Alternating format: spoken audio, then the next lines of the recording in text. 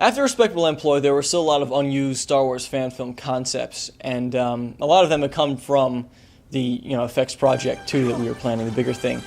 And we hadn't really thought of doing another Star Wars fan film until Attack of the Clones was coming out, and like the trailer had just come out, and we were getting excited about it and wanted to do something like it.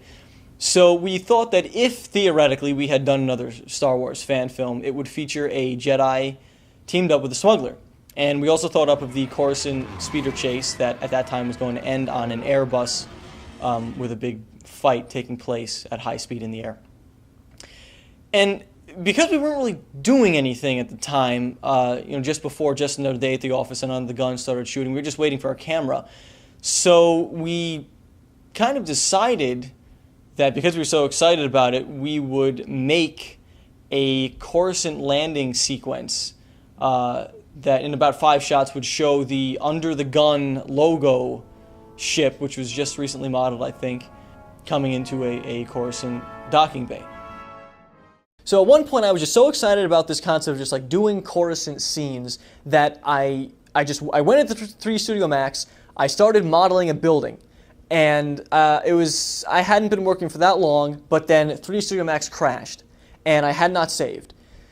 So I didn't really feel like opening up the program again or going back into it, so that was it. If it had not crashed, you may have seen some crazy montage of Coruscant scenes by Dastoli Digital that doesn't really fit anywhere else on the website.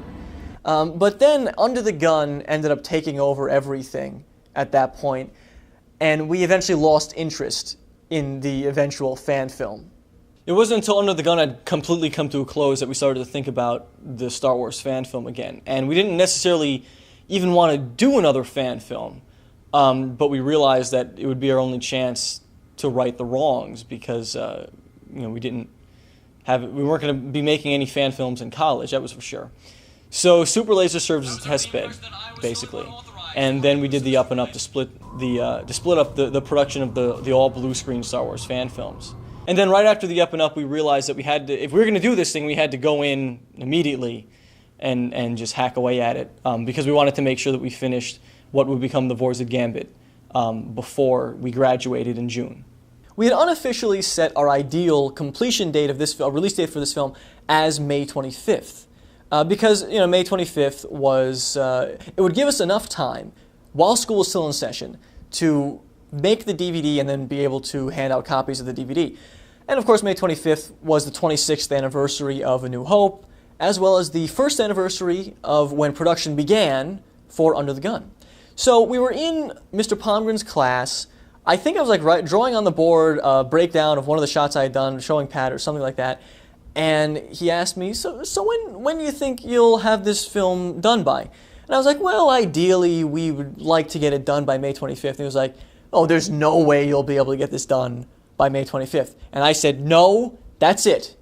We're going to get this film done on May 25th. And we didn't care how we were going to get it done by May 25th, but we did. We set that date and we got it done, and it's the worst film because of it.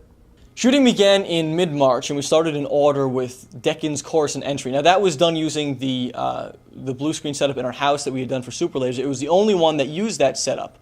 And at this time, we only had the Coruscant section of the movie written out. We had a general idea of what was going to happen in Vorzid, but we continued shooting in order. This time in Georg Palmgren's class at West Hill, he had lights set up in his classroom, and we did the balcony scene and the apartment scene and the speeder chase scene. And then we shot us and Pat DiNicola as extras to be used in the Coruscant hangar. It's the only way they're... I'm going to say the line, all right? Melissa Rosario, please come to the main office. It won't be long until... Well, it's the only way that they can do the thing that they need to. It's not just that. I don't like that. We got enough. I see him. No. Look at what I'm wearing. So you're just listening to me. I'm complaining about the shit you see that's up here. That's above the frame. See those blast points right there? You gotta imagine. over there. See him, my fine? And what's this ship coming in here? I hear smoking. His name is, I forget his name because I wrote a script, I don't remember the name. See that? Yeah, I'm gonna have a big thing over there. Ooh, that was a bit marvelish. What'd you think? Now turn. That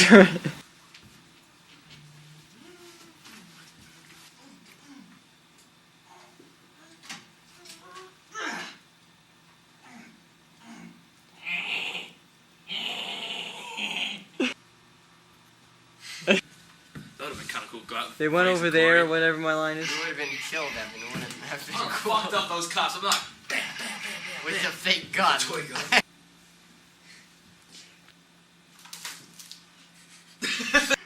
Die. Action! We made a trip to Orlando, the city beautiful, so that we could primarily see UCF. We were already accepted. And then we were in the airport, waiting for our plane back to Stanford, and we then wrote the rest of the film, the entire Vorzit section, on a map, a very cartoony map of the I-Drive, International Drive area of Orlando. So then when we got back, we shot the Vorzit scenes and the cockpit scenes and the casino, all the Vorzit extras. Go. Charlie Vandegraaff, please call the main office. There goes Mike Leiter. Go get Mike Leiter! It takes its time shutting it down. How limited your perceptions are, Mr. Gagne. Shh! Doors opening. Hello, Mr. Wizzy. What is it? By disabling the conveyor. No, I don't know the line. I told you to help me go over my lines. Why'd you start recording? Stop! Stop! Stop!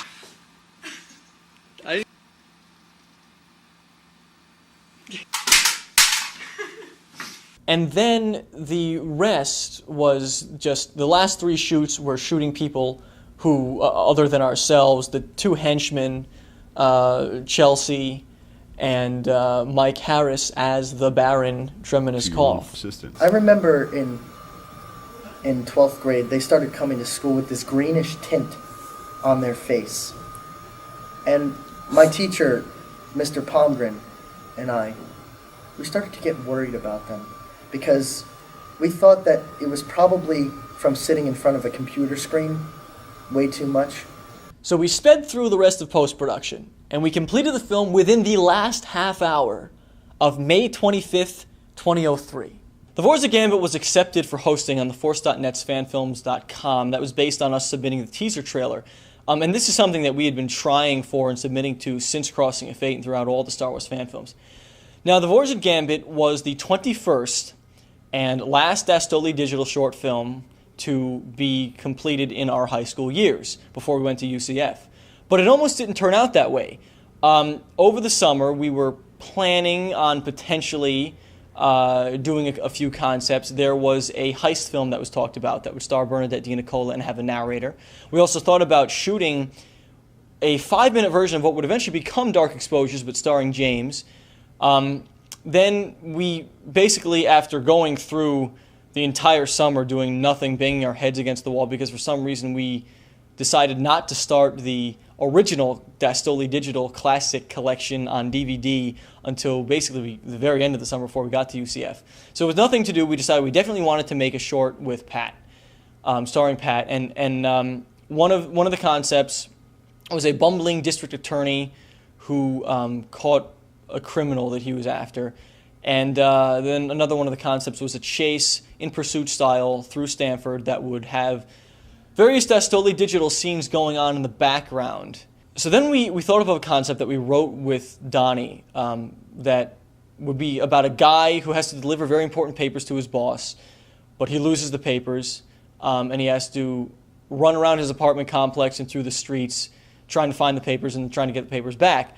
And then toward the end, he would run into us on the street holding a script, and then in bumping into us, the papers would be, switched, and we would get the important papers, and he would hand his boss a Dastoli Digital script. So we had it all written out and ready to go, planned out where we were going to shoot it, how we were going to shoot it, but we didn't do it because we couldn't figure out when we would be able to shoot this thing with Pat. And then we ran out of time and went to the University of Central Florida.